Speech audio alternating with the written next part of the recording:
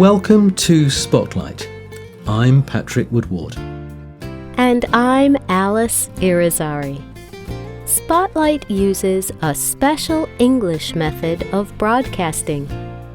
It is easier for people to understand, no matter where in the world they live.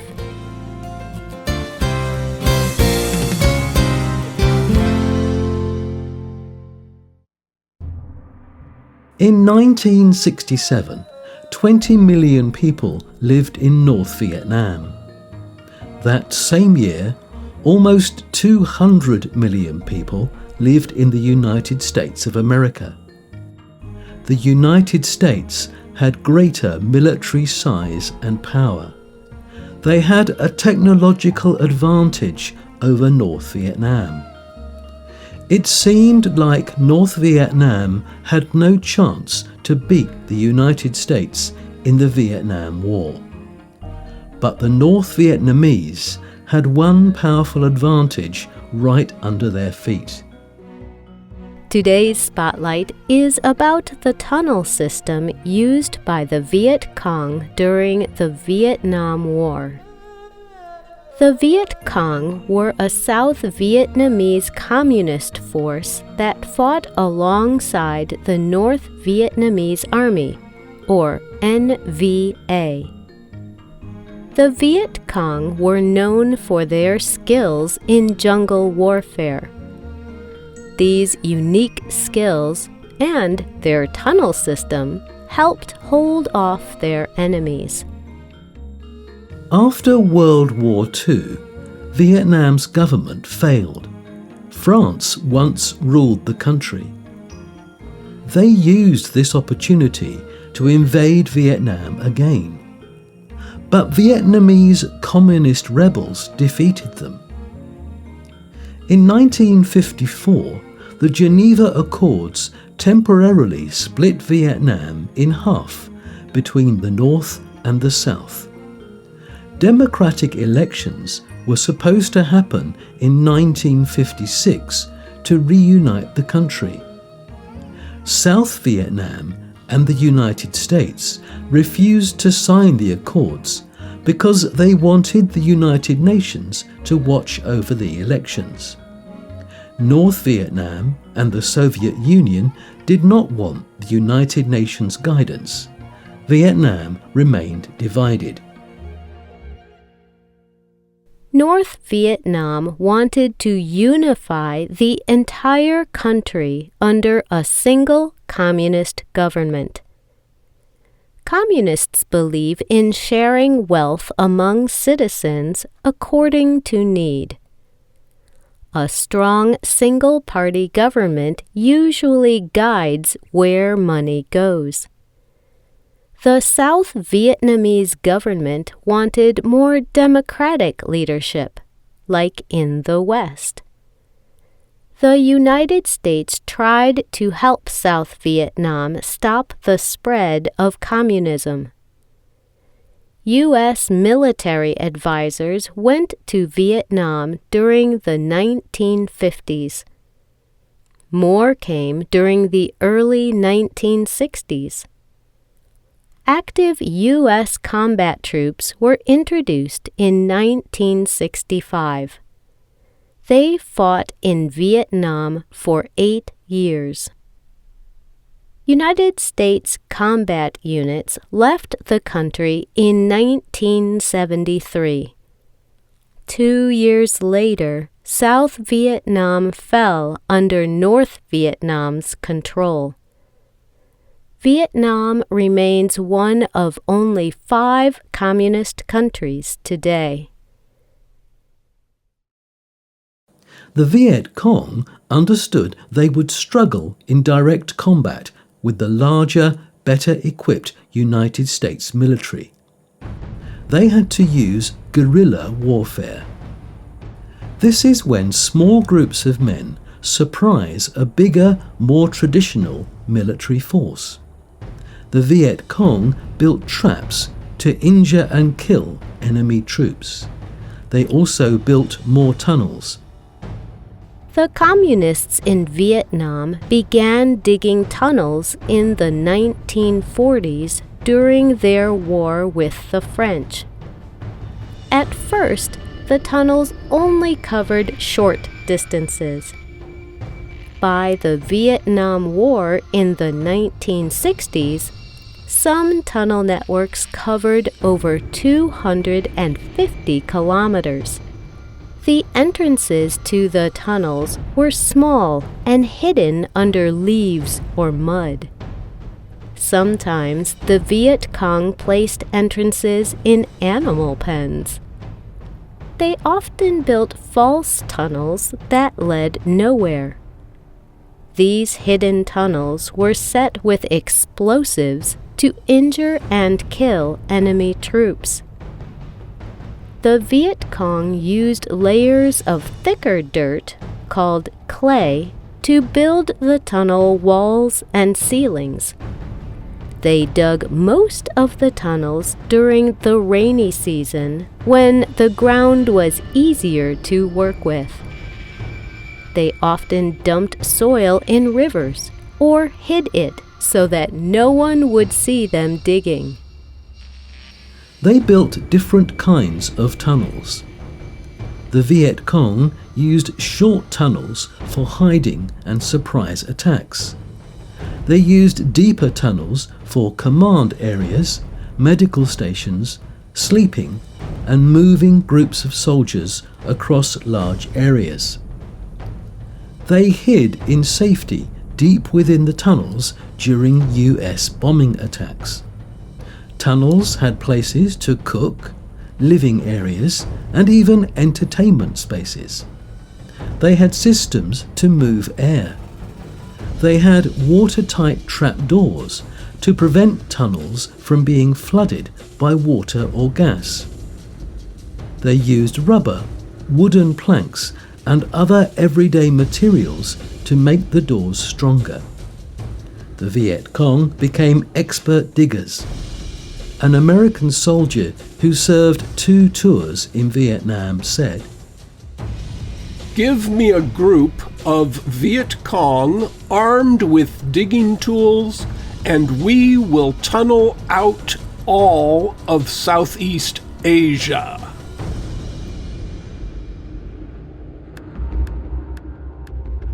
Thousands of Viet Cong lived underground during the Vietnam War. Some children went to school.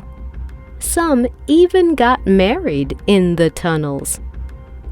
Some civilians only came out to tend their crops.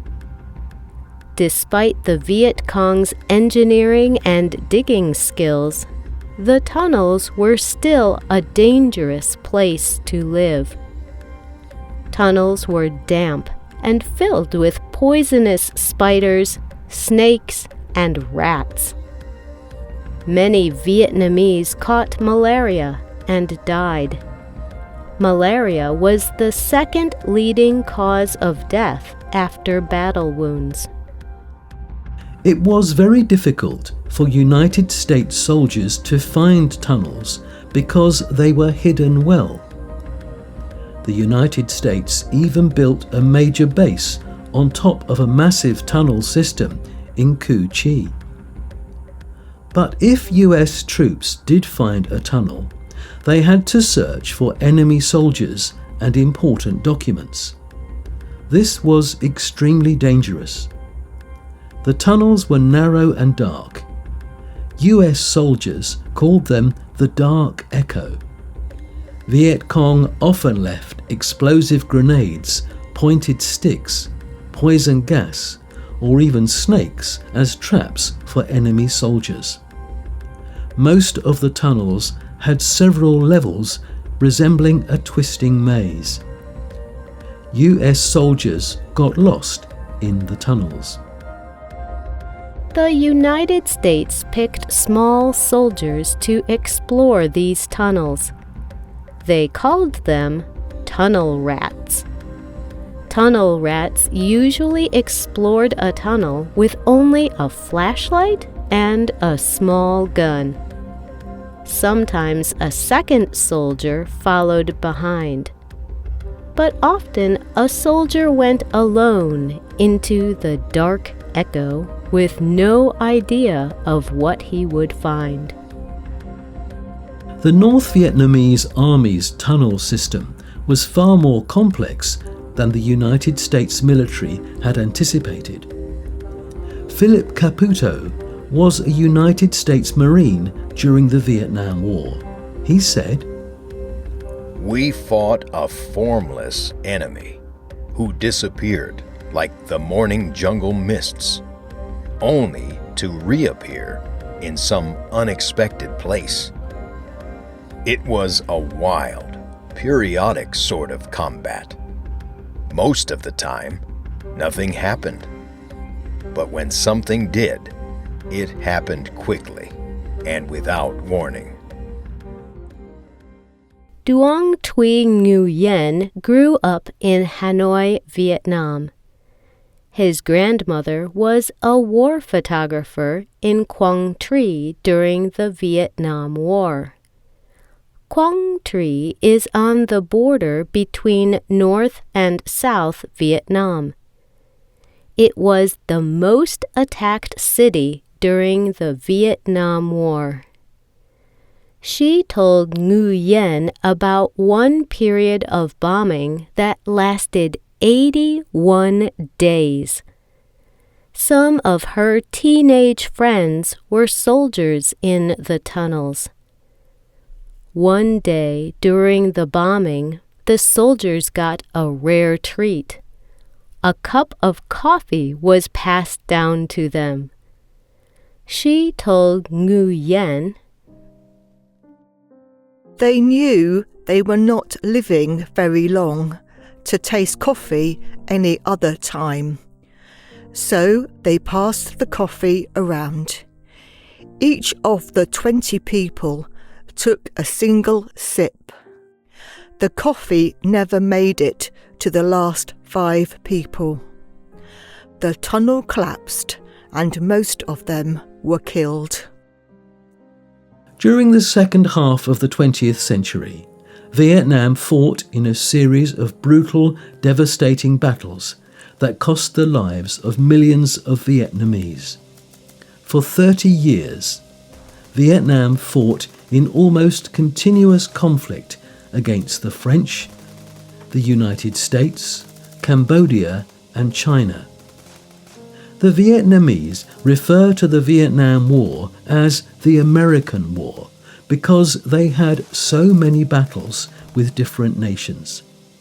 Some young Viet Cong soldiers thought they were still fighting the French when they were battling the United States. Many soldiers spent all or most of their lives at war. Nguyen Hoa Yi fought with the Viet Cong for almost 20 years. When he was finally allowed to return home, he walked the trail to his village. Things were different in his village. Signs were gone.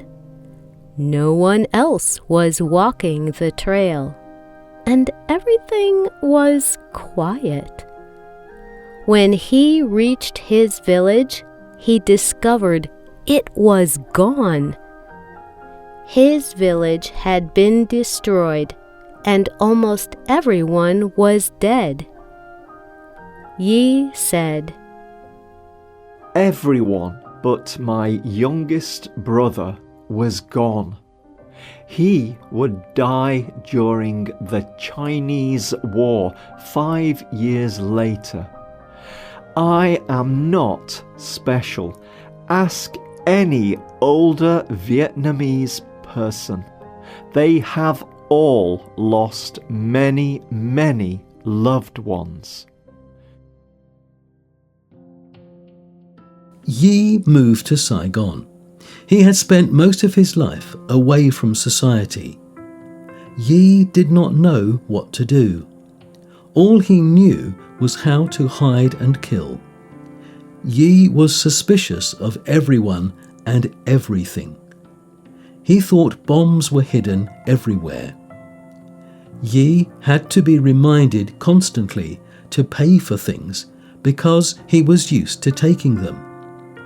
Yi struggled with post-traumatic stress disorder and depression. He thought about killing himself. Yi met others who survived the war. They formed a support group and shared stories and experiences. Yi found strength and hope in his new friendships. He got married and started a family. Yi even forgave the United States and everyone else for their involvement in the war. Yi said, "The United States, Australia, and South Korea all apologized for their role in the war. Today, the United States is viewed favorably by over 3/4 of Vietnam's population." A few years ago, Yi returned to his village that had been destroyed. It is now a forest. But someone made a simple memorial with trees growing around it, marking the burial place of those killed. Yi felt peaceful seeing it. It is a small remembrance of the great sacrifice of so many. Did you know that the Viet Cong used tunnels during the Vietnam War? Did you know that they are still tourist attractions?